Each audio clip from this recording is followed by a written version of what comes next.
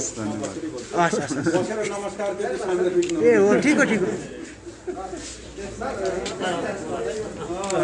यो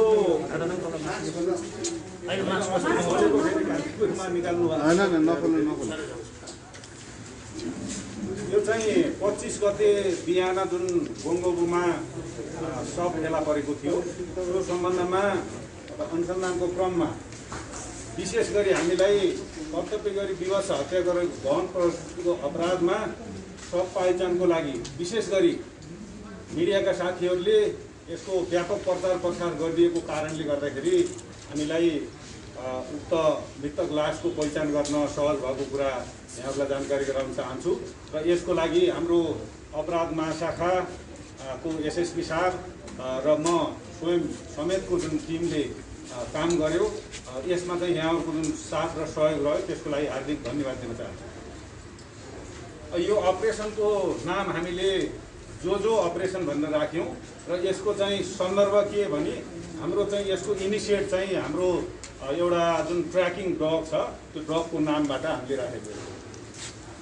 घटना विवरण धेरैलाई त जानकारी भइ पनि सकेको छ र पनि जुन 25 गते बिहान गोङ्गोबोमा हामीलाई जानकारी आयो भन्दाखेरि 7 बजेको जुन समय थियो त्यो टोखा नगरपालिका वार्ड नम्बर 10 नवज्योति मार्गमा एउटा सुटकेसमा लास फेला पर्यो र सोको साथसाथै त्यसको केही पर चाहिँ करिब 300 मिटर होला एक्ज्याक्ट त्यो ठाउँमा चाहिँ पुनः उक्त लासको टाउको र खुट्टा समेत फेला परेको अवस्था थियो।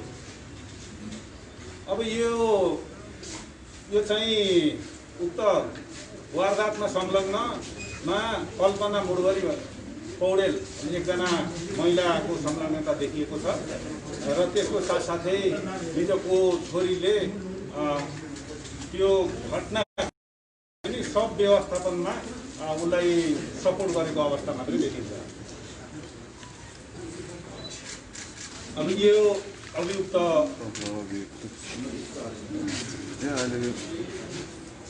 अनि अब अनुसन्धानमा हामीले थोरै यहाँहरूलाई अनुसन्धानको विषयमा पनि जानकारी गराउँ।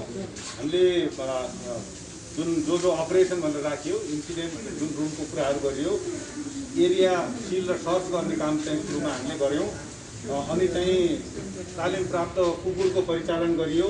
फरेन्सिक चिकित्सक समेतलाई उक्त घटनास्थलमा लिएर सब अवलोकन गराउनेदेखि लिएर घटनास्थलको प्रकृति जानकारी गराउने गरियो किनभने विभत्स प्रकृतिको जुन हत्या थियो त्यो निकै गम्भीर प्रकृतिको थियो र त्यस पश्चात हामीले अपराध महाशाखा र परिसरको टिमको चाहिँ हामी दुवैजना एसएसपी र एसपी साहबहरू डिएस साहबहरू समेतको हामीले एउटा मेजर इन्सिडेन्ट इन्भेस्टिगेसन रुमको स्थापना गरेर त्यहाँबाट हामी सँगै परिचालित भएर हामी अगाडि काम गऱ्यौँ र यसमा यो कार्यक्रमको जुन के अरे अनुसन्धानको सिलसिलामा हामीले ह्युमेनको साथै टेक्निकल इन्टेलिजेन्सलाई पनि हामीले प्रयोग गऱ्यौँ। अब यसमा 25 गते अनुसन्धानबाट खुलेको जुन कुराहरू छ एउटा लास भेटिएको कुरा भइहाल्यो अनि तालिम प्राप्त कुकुरको प्रयोग गऱ्यौँ र त्यो डगले स्निफ गराइसके पछाडि चाहिँ अर्को घटनास्थल पनि डगले चाहिँ पत्ता लगाउन सपोर्ट गर्यो र चाहिँ अर्को कुरा मृतकको जुन चाहिँ त्यो काटिएको टाउको मात्रैको फोटो थियो त्यसलाई चाहिँ एडिट गरेर सामाजिक सञ्जाल र यहाँको मिडिया मार्फत हामीले प्रचार प्रसार गरियो शनाख्तको लागि र त्यस पछाडि अब यो लास शनाख्तमा ठाउँबाट र्युमरहरू आए र आइसकेको अवस्थामा उसको मामा पर्ने एकजना व्यक्तिले मैले यो व्यक्तिलाई चिन्छु भन्ने खालको कुराहरू गरेको हुनाले निजलाई देखाउने चाहिँ काम गरियो। यहाँभन्दा फर्दर हाम्रो एसएसपी दीपक थापाजीले तपाईँहरूलाई जानकारी गराउनुहुन्छ। हजुर, अब परिसर काठमाडौँको एसएसपी साहबबाट जो हामीले यो मेजर केस इन्सिडेन्ट रुम हामीले इस्टाब्लिस गरेर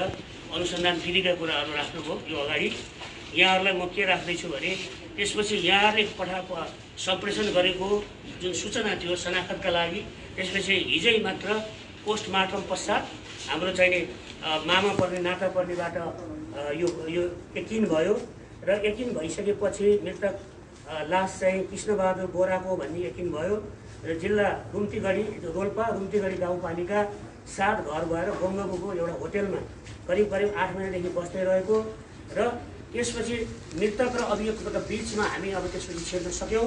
त्यसपछि 3-4 वर्षदेखि फेसबुक मार्फत चाहिँ चिनजान भई सम्पर्कमा रहेको पाइयो, जो अघि हामीले पक्राउ गरेको कुरा सरले राखिसक्नुभयो। र त्यसपछि बेला बेलामा भेट्न आउने, अनि त्यसपछि अहिले जो अभियुक्त हुनुहुन्छ उहाँको फोटो चाहिँ मृतकले उहाँको फोटोबाट फेस आइडी बनाएर फेसबुकमा नक्कली आइडी बनाएर एउटा नाम राखेर आइडी बनाएर नेकेड फोटोहरू पनि भाइरल गरेको भन्नेबाट पनि अलिकति उहाँलाई त्यो परेको भन्ने कुरा आएको छ। त्यसपछि मृतक जुन त्यो होटेलबाट जुन ठाउँमा आइपुगेको छ त्यहाँ आउनलाई चाहिँ एउटा 5644 नम्बरको स्कुटी प्रयोग भएको छ। त्यो स्कुटी हामीले हिजो अबन्डन ठाउँबाट कहीँबाट हामीले बरामद गऱ्यौँ र आज त्यसको चाबी पनि हामीले चाहिँ फेला पारेका छौँ। र त्यसपछि मृतकले त्यो दिनमा दही चिउरा मासु भोल्का खानिदिएको सँगै कोठा त्यो 3 तले घरको माथि बसेको अवस्थामा र त्यसपछि सिग्रिन ट्याब्लेट्सका चाहिँ नि 10 mg चाहिँ मिसाएर खानिदिएको भन्ने खुलेको छ। र त्यो कुरो अहिले हामीले यसको चाहिँ खोल पनि बरामद गरेका छौँ इभिडेन्सहरू। त्यसपछि मृतक एकदम त्यो यो रक्सी र सिग्रिन ट्याब्लेट्स खाइसकेर लट्ठ परेर सुतेको अवस्थामा ह्यामरले एकदमै अब यहाँ हामीले त ठेटै कुरा राखेका छौँ, संवेदनशील अङ्गमा ह्यामरले चाहिँ नि अन्डकोशमा हानेको अवस्था र त्यसपछि झन् अब त्यो अन्डकोशैमा हानिसकेपछि झन् फेल भएको अवस्थापछि अहिले अभियुक्तले आफ्नो सलले घाँटीमा बाँधेर कसेर त्यसपछि मरेको यकिन गरिसकेपछि केही आफ्नो किचनमा भएको धारिलो हतियार प्रयोग गरेर टाउको छिनालेर त्यसपछि खुट्टा 2टा छिनालेर टोयलेटमा राखेको अवस्था र गिड एकातिर त्यो भित्र चाहिँ नि राखेर ढोका लगाइसकेपछि अनि सबको व्यवस्थापन गर्नका लागि आफ्नो अर्को रुममा भएको सुटकेस, त्यसपछि त्यो जेब्रा क्रसको झोला र अरू प्लास्टिकहरू ल्याएर त्यसपछि तिनलाई चाहिँ नि त्यो लासको खुट्टा र टाउको आफै चाहिँ नि एउटा समयमा लगेर त्यो जुन ठाउँमा हामीले भेटेका छौँ स्वर्गद्वारी मार्ग, त्यो घरभन्दा करिब 50 मिटर उत्तरतिर हुन्छ होला, त्यो करिबको कुरा छ।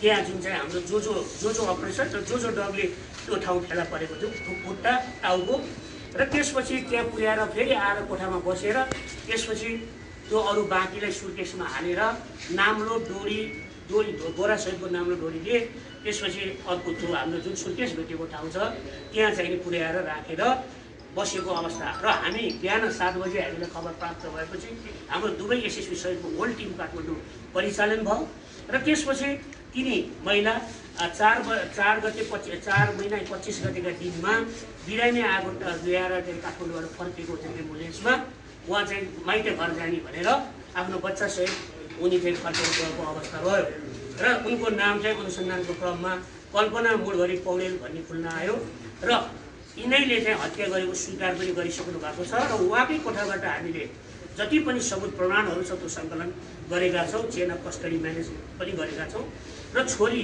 चाहिँ दोस्रोचोटि जो त्यो ठुलो त्यो जुन सुटकेसकोमा लगेर त्यहाँसम्म लाग्ने पानी परेको अवस्था राखेको समेत छाता ओढाइ आमालाई चाहिँ पिठ्यौमा लगाइदिने काम समेत छोरीबाट भएको व्यवस्थापनमा छोरीको चाहिँ नि खुल्न आएको यहाँ हामीले अहिलेसम्मको प्रारम्भिक अनुसन्धानहरू प्राप्त गरेका छौँ र त्यसपछि यसै क्रममा हाम्रो चाहिँ टेक्निकल एनालाइसिस गरेर यो खोज तलासका क्रममा चितवन प्रहरीसँग पनि समन्वय गर्दै हामीले चाहिँ नि अभियुक्त पक्राउ गरी अभियुक्तको फेरि घर डेरामा कोठामा पुगी सबै सर्च गरेर इभिडेन्स कलेक्ट गरेर चाहिँ हामीले अहिलेसम्म ल्याएका छौँ र त्यसपछि यो घटनामा हालसम्मको यो प्रारम्भिक अनुसन्धानमा क्राइम सिन, भिक्टिम, सस्पेक्ट यो फौजदारी हाम्रो चाहिँ इन्भेस्टिगेसनको कुराहरूमा यो तिनटैको तादान्यता समन्वय टेक्निकली पनि छ, फिजिकली पनि इस्टाब्लिस भइसकेको र अहिले हामी थप अनुसन्धानका क्रममा रहेको अब मुलुकी संहिता फौजदारी संहिता अनुसार हामी यो कानुनले तोके बमोजिम यो मुद्दा म्याच थप गरी अगाडि बढ्ने क्रममा छ।